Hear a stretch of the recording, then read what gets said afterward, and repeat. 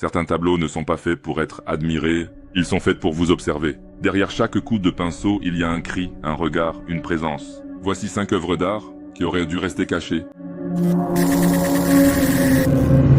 Le premier semble banal, mais il a déjà hanté les cauchemars de milliers de personnes. The Hands Resist Him, Bill Stoneham, 1972. Il semble banal au premier regard. Un petit garçon, une poupée, une porte vitrée. Mais regarde de plus près les mains. Elles ne sont pas normales. Elles frappent la vitre, elles cherchent à sortir. The Hands Resist Him a été peint en 1972. Depuis, plusieurs propriétaires affirment l'avoir vu bouger. La poupée se déplacerait, l'enfant tournerait la tête, et la nuit, on l'entendrait frapper. Mais il y a pire, quand la toile elle-même semble hurler. L'homme angoissé d'un artiste inconnu.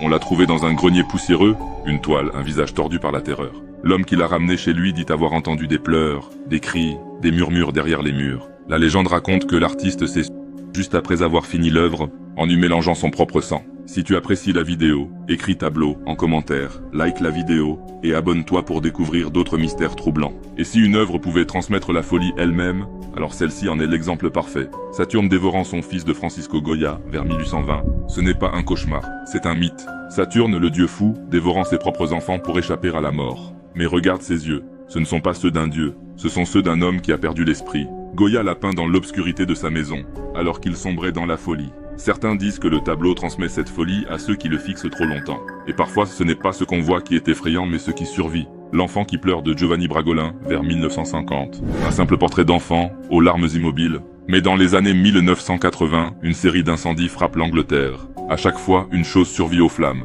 Ce tableau, parfaitement intact. Les pompiers refusent encore aujourd'hui d'en accrocher un chez eux. On dit que l'enfant serait l'esprit d'un orphelin mort dans un incendie, et qu'il ne veut pas brûler seul. Tu connais sûrement le dernier.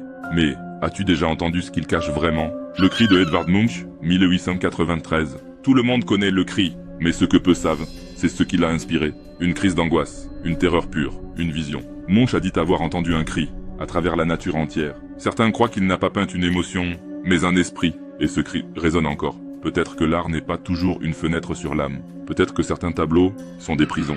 Et si un jour chez toi, une peinture semble te regarder, ne la retourne pas. Il est peut-être déjà trop tard.